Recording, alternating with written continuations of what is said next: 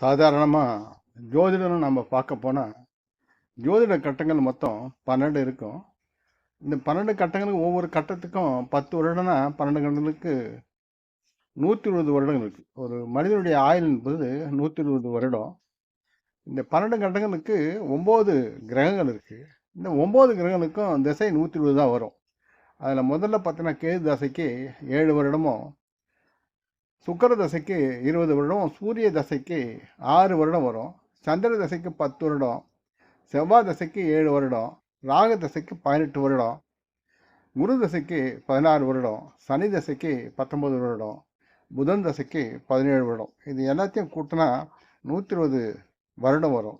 ஆக 120 வருடம் சேர்ந்தது ஒரு ஜாதக கட்டத்துடைய அமைப்பாவது.